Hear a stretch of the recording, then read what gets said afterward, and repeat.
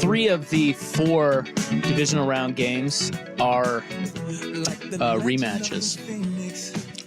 Just a quick little recap of what happened in those games. Week 1, Baltimore beat Houston 25-9. That game was in Baltimore. Mm-hmm. It was C.J. Stroud's first start. And that's a completely, I mean, at the beginning of the year, they're obviously very different teams, but I mean, CJ hit the ground running, but this is a much different Houston team than what we saw at the beginning. There. You know what's wild about that game, though? Baltimore winning by 16. The Texans ran 72 plays to Baltimore's 58. They outgained them, and they won the turnover battle, and they lost by 16.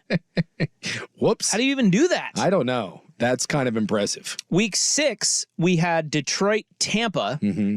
Detroit won that, right? That was in Tampa Bay. I remember taking Tampa in that game. I really liked Tampa. That's when we were all jocking Tampa. Had a good early start to the season. And Detroit, I still didn't trust them at that point. And Detroit went in there and whooped them 20-6. Jared Goff had 353 yards. Detroit was 9 of 16 on third down, and Tampa was 2 of 12. Well, Tampa's been a real roller coaster. Remember, that was part of that stretch, if I'm not mistaken. Didn't they lose 4 or 5 in a row? I gotta pull it up here, but I think that was either the beginning or right at the beginning of their. I think loses. Yeah, so they lost to the Bucks. The Bucks lost to the Lions, the Falcons, the Bills, and the Texans. Back to back, and then beat the Titans and then lost to the Niners and Colts. And that's when we wrote them off. Like, they were done. But they were 3-1 going into the Detroit game. They were coming off a bye. Yep. So we thought they were pretty good. And then they just lost 4 in a row. But then at the end of the year, because of the crappy division that they played in, you know, they're like, hey, that was one of those where they're like, hey, a 500 team may win this thing. And Tampa found a way. I think they won like 6 of their last 7 or 5 of their last 6 and managed to get in. One of them was at Green Bay. Yeah. They beat Green Bay 34-20 in Green Bay in week 15. That's a pretty nice win. But yes, you're right. They beat Carolina twice, Atlanta once. They lost to New Orleans, and then the other win was against Jacksonville. Yeah. So it's weird. That Green Bay win gives you some.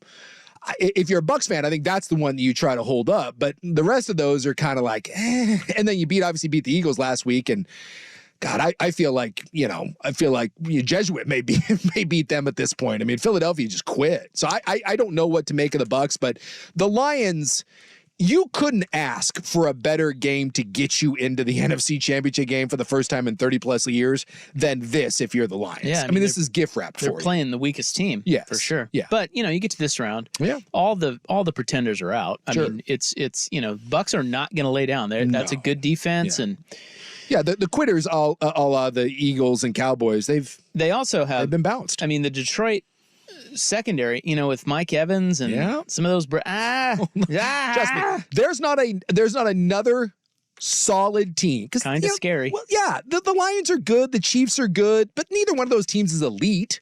But at least with Kansas City, right, you have an elite D and you got Patrick Mahomes. Like, you believe in that. With the Lions, you've got a good run defense and you got a good offense with a quarterback that you're like, kind of, sort of, and then you got a head coach that's willing to go for it in any situation, which is fun. They have a good offense, though. But it terrifies you. Like, it's a back end. It's a really good team that you will always have a lump in your throat if you're picking. Yes, they'll keep the Bucs in it. Yeah, the Bucs won't keep the Bucs in it. No, but Detroit will. Yeah. And the question just becomes: can Baker Mayfield, can he take advantage? We'll see. And then week 14, we had Buffalo, Kansas City, and that was in Kansas City. Buffalo got him 20-17. That was the one where the Chiefs scored the go-ahead touchdown, but Kadarius Toney was called offsides, and that's the one where Patrick Mahomes was freaking livid at the officials. And it's the difference between this game being played in Kansas City and the game being played in Buffalo. That's right. I mean, that was the lateral, the hook and lateral thing with Kelsey, and would have been. I mean, it would have been the best. It was the go-ahead touchdown. Yeah, it would have been the play of the year. It was incredible. But, I give you Mr. Tony, who seems to do this. This is a new rivalry now for me. Yeah. Buffalo, Kansas City. I love it. Yeah. I love the Patrick Mahomes, Josh Allen matchup. I can't get enough of it. No, I mean, you have the best player in the league, bar none, in Pat Mahomes, and you've got maybe the most talented player in the league in Josh Allen, that what he's capable of. But also Allen's a little fun because you never know when he's going to go Josh Allen and throw the ball with some sort of weird reverse, stupid thing. But his ability, like, what was that one where he had like 3rd and 13 in the last one where he just scrambled. He just scrambled and he ran over like 2 people. He is that guy that can do the incredible, but also the incredibly stupid. And it's exciting because you never know what you're going to see. Whereas with Mahomes, you're just always convinced that he'll find a way to pull it out because he's as good as anyone that we've ever seen play the position. Do you think with Allen, do you think it's hard for defenses when he's running to really get after him? Yes. Because he's the quarterback? Yes. Because he's so unique because he's so big and strong. Yeah. When he gets going, like I was just thinking about that 13-yard run. It was more than 13 yards.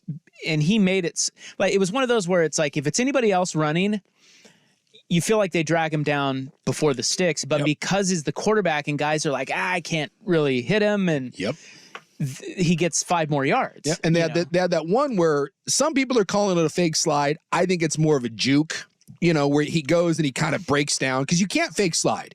Like that is a penalty. But he does. But he rides that gray. He does. And this is why I really hate the quarterback running rules. I get why you have them because, God, no one wants to see Matt Barkley versus Chad Henne. Like you can't have those games. But it really is a bummer that once a quarterback crosses the line, I don't know what defenses are supposed to do because at any moment he slides, but the moment you let up, a guy like Josh Allen runs over you or runs through your arm tackle. It really is a problem. Even Mahomes has some of this because he's so elusive and you can't really go after him and try to lay a big hit on him because you're going to get flagged. All quarterbacks do when they're running. Yeah. But Allen's a little different. He's different just because he's just hard to get down. Yep. So if Mahomes is he'll give himself up a little easier. Yeah. Allen will treat it as if he's a running back. He's the closest thing we've seen. And so you really have to get after him to get him down. Yeah. And so I think guys are just, they're caught in between and you can't be caught in between. He's just going to go right by you for 3 more yards. He is a better throwing Cam Newton, and Cam wrecked this league for a couple years, and he is an evolution of Cam Newton. Now, I know we can't compare those two because one's black and one's white, and that's sacrilegious, but that is what he is. And the only thing is that it feels like his arm and his decision-making process since Daboll left has regressed. But to be fair to him, he cleaned up some of like last year, it was bad, and he has reined it in a bit this year. The switch to Joe Brady has worked. Yes. They've gone back to the run game. Yeah. Allen's been better. Yeah. But he is good for 1 or 2 key picks. There's no question. Yeah, and I wonder, because I've certainly never been this guy, and I don't think you have either. Well, certainly not after the knee injury. I think at times, guys like Josh Allen, and I think Lamar falls under this, Michael Vick, who was, when I was in the NFL, Michael Vick was that guy for me. We were in their division, so we got to see Michael Vick twice a year. I've never seen anything like him in person.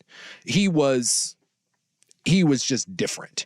But when you're that supremely talented, and I think Allen, with Brady, you're right, they've reined him in, but I think it's hard for Josh Allen to accept that he can't do something.